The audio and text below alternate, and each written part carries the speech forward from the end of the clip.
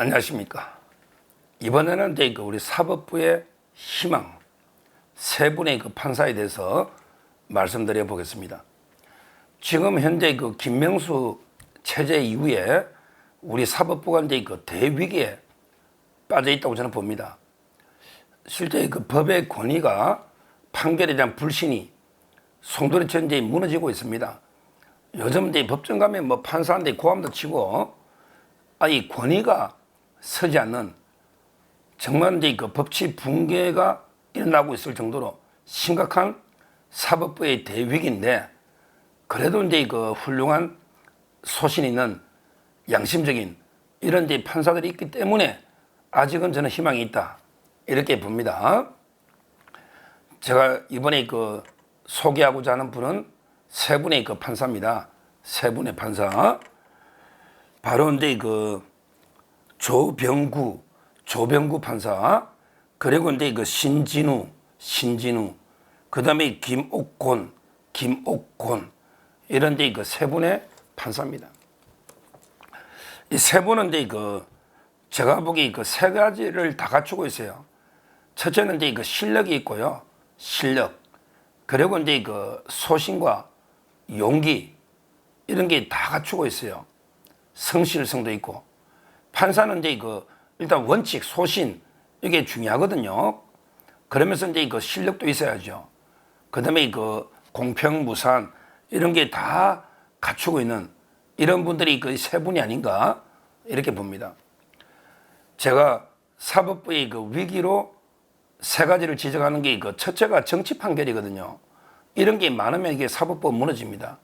대표적으로 이제 권순일 대법관, 그 다음에 이재명 기각했던 유창훈 판사, 그리고 이제 정진석 비서실장이 돼서 말도 안 되게 실형 때린 박병권 판사, 그 다음에 재판을 질질 끌다 나간 강규태, 또는 이제 지금 이재명 하고 있는 김동연, 이런 자들에게 전부 정치 판결을 하고 있는 거예요.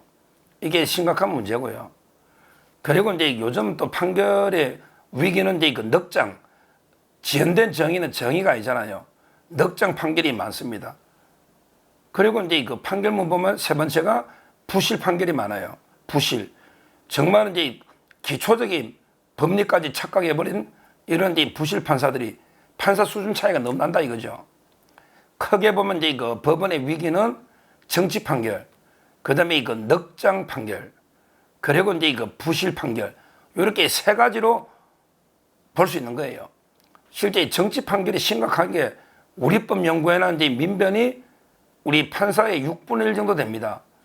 판사가 이제 전체 한 3,000명이 좀 넘는데, 그 중에 6분의 1, 한 500명 정도가 우리법연구회. 근데 이 자들이 완전히 정치 판결을 양산하고 있는 거죠. 그리고 이제 정치 판결만 하니까 당연히 공부를 안 하니까 부실 판결이 나오고요. 또 이제 눈치 보다 보니까 넉장 판결, 이런 이제 우리법연구회나 국제인권법연구회 한 500명 되는, 이게 심각한 문제입니다. 이러한 이제 판결의 문제를 전부 다 이제 이런 문제 없이 제대로 신속하고 정확하게 공정하게 소신껏, 이런 이제 판사들이 판결 내리는 판사 많지 않거든요. 그런데 제가 이번에 말씀드린 세 분, 금방 말씀드린 조병구, 그 다음에 신진우, 그리고 이제 김옥곤, 이분들은요 진짜 소신껏 신속하게 법리에 입각해서 공정하게 판결을 내린 이런 이제 훌륭한 판사들이고, 이분들이 있으니까 아직 우리 사법부는 희망이 있다, 미래가 있다, 이렇게 저는 봅니다. 먼저 이제 조병구 판사, 이분은 이제 김용 판결을 한 거예요. 김용은 이제 이재명의 오른팔 정진상과 더불어서 이제 왼팔 김용, 이 자를 이제 아주 신속하게 재판했잖아요. 벌써 1심이 다 끝났으니까. 그리고 이제 가장 엄하게 5년을 선고한 김용의 뇌물 사건, 정치자금법, 10년 판사가 이제 조병구 판사입니다. 이분은 이제 저하고 사법연수원 동기 같은 반이에요. 28기 같은 반. 근데 정말 연수 다닐 때도 독보적인 타고난 실력, 그 다음에 성실성, 인품, 참 이게 대단한 판사입니다. 저는 조병구 판사가 이제 내린 판결은 뭐 검은 걸 희다고 해도 저는 믿을 정도로 신뢰를 합니다. 옛날에 그 안희정 충남지사 강간 사건이 있었잖아요. 성범죄. 그때 1심에서 이제 그 안희정에 대해서 무죄를 내린 게 조병구 판사인데 저는 지금도 그 판결을 오히려 더 신뢰를 합니다. 조병구 판사는 이제 그 74년생인데 빨리 시험 됐죠. 재학 중에. 74년생인데 저보다 4살 어린데 동기니까 아주 이제 그 시험 빨리 된 이런 데 분이고요. 고향은 이제 그 대구시입니다. 대구. 그 다음에 그 당국대학교 부속 고등학교 나와서 서울법대 이런 이제 그 졸업했죠. 지금은 이제 그 수원지방법원의 수석부장입니다. 이번에 이재명이 당하는 수원지방법원의 수석부장 판사 조병구 판사 이분이 그 대법원에서 공보관도 했었는데 언론 기자들도 많이 할 거예요. 참 이게 볼 때마다 후배지만 저 재판도 받아봤어요. 제가 근데 그 패소를 해도 수긍이 됩니다. 그만큼 재판 진행도 물 흐르듯이 잘하면서 그 결론도 아주 합리적으로 나오기 때문에 뭐 김용도 뭐 판사 1심에 욕을 했다지만 그게 말이 됩니까? 아마 2심에서도 저는 김용이 바뀔 가능성은 없다. 이렇게 그 보고 있습니다.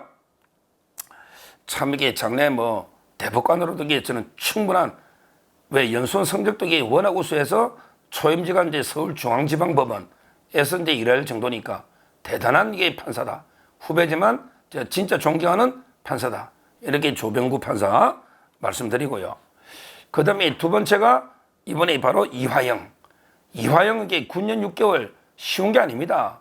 엄청난 이제 사법방에 압박이 있었잖아요. 그럼에도 불구하고 신진우 판사 꿋꿋하게 그 판결을 내린 겁니다. 9년 6개월. 엄청난 형량입니다. 최근에 정치인 중에 아마 이런 형량이 없죠. 신진우. 몇 번 이제 그 소개한 것처럼요. 이분은 이제 그 75년생이고, 그 다음에 그 영덕이죠. 포항 그 옆에 영덕. 그리고 이제 그 대구 사대부고 서울법대 나와서 이제 그 32기. 연소는 이제 그 32기입니다. 제가 이분은 이제 그 취미로 보면 금도라고 되어 있잖아요. 금도. 결국은 이제 그 정의의 칼, 정의의 금을 제대로 휘두른 거예요. 칼이 없는 이게 그 법은요, 무기력입니다. 물론 이제 그 저울도 필요하죠.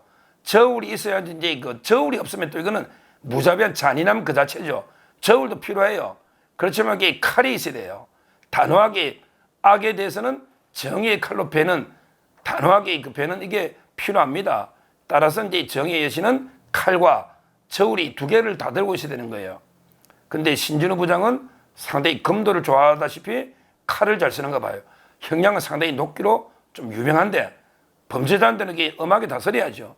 뭐 이화영이 아마 이제 더 중요한 거는 바로 이제 이재명이가 곧 기소가 되면 그 재판도 저는 신진우 부장이 하지 않을까. 왜? 관련 사건이니까. 그럼 이게 다른 판사가 어떻게 다 내용을 또 처음부터 합니까? 이미 외역환관리법 다 했기 때문에 관련 사건이잖아요. 따라서 이제 그 신진우 부장판사가 이화영에 이어서 이재명이 목도 쳐버리라. 정의 칼로. 이렇게 말씀을 두 번째 드립니다. 그리고 이제 세 번째 마지막으로 또 한 번 더 이렇게 소개하면 김옥곤 판사가 있어요. 이분은 이제 그 김인섭이라고 백현동. 원래 이제 모든 게 이재명의 범죄가 처음에 놓은 게 김인섭입니다. 이분이 별명이 허가방이다. 허가방. 왜냐하면 이게 성남에 김인섭을 통하면 모든 게 그 민원이 다 해결된다. 정진상을 이재명에게 소개시켜주고 그 다음에 정동영의 친구로 이재명을 정동영한테 연결시켜준 이자가 바로 게 김인섭 아닙니까? 근데 김인섭 재판도 엄청나게 복잡한 재판. 지금 백현동의 가장 간단한 국토부의 압박 때문이냐 아니냐 이거 가지고 이재명이는 지금 선거법에 2년 가까이 1년 10개월 가까이 지금 재판하고 있잖아요. 2022년에 기소했으니까 9월에 지금 다 돼가잖아요. 근데 이 백현동의 김인섭을 신속한 재판으로 그리고 거기 가장 엄하게 법정 최고형 5년으로 그건 5년입니다. 배임 알선이기 때문에 알선 공무원이 아니기 때문에 김인섭이는 5년 법정 최고형으로 엄하게 처벌한 그것도 아주 신속하게 이분이 바로 김옥곤 판사 아닙니까? 김옥곤 판사는 이제 저 어리죠. 76년생입니다. 76년. 시험이 이제 빨리 돼가 30기. 이분은 이제 그 경상남도의 그 하만, 의령 합천 하만, 제 고향이 가깝죠. 하만 출신이고요. 한양대에 나와서 30기입니다. 지금은 이제 그 서울 고등법원에 있죠. 아주 이제 그 소신 있게 김인섭. 결국은 이제 그 이재명의 최측근 3명을 거의 다 법정 최고형에 가깝게 엄하고 신속하게 처벌한 3분의 판사. 바로 김용의 조병구 판사, 그 다음에 이화영의 신진우 판사, 그 다음에 그 김인섭의 김옥곤 판사, 이런 분들이 있기 때문에 그나마 조금이라도 그 사법부에 희망이 있다. 나름대로 희망이 있다 봅니다. 이분들은 사법부의 보석 같은 이런 그 판사들입니다. 정말 실력과 그 다음에 그 용기, 그리고 이제 그 진짜 원칙을 준수하는 이런 이제 판사들입니다. 앞으로 이런 판사들이 조금씩 많아져야 됩니다. 우리 법 연구에 그 한 500명 이자들에게 그냥 정치 판결, 안 되면 넉장 판결, 그리고 부실 판결 이런 걸 양산하고 있습니다. 이래서는 안 되죠. 조희대 대법원장님이 제대로 이제 인사를 해야 된다. 이런 실력 있는 판사들이 좀 성진해서 우대 받고, 그다음에 정치 판결 이런 데 그 판사들을 좀 정리해야 된다. 판사들도 좀 이제 심사를 좀 해야 돼요. 그냥 10년마다 심사해도 형식적으로 한 번 판사하면 영원히 하면 이게 말이 됩니까? 판사들도 좀 걸러내야 된다. 이 말씀을 드리고, 이런 이제 그 판사들이 제대로 판결 내릴 수 있도록 우리가 이제 그 사법부에도 힘을 실어주고 관심을 가져야 되지 않을까 이렇게 보고요.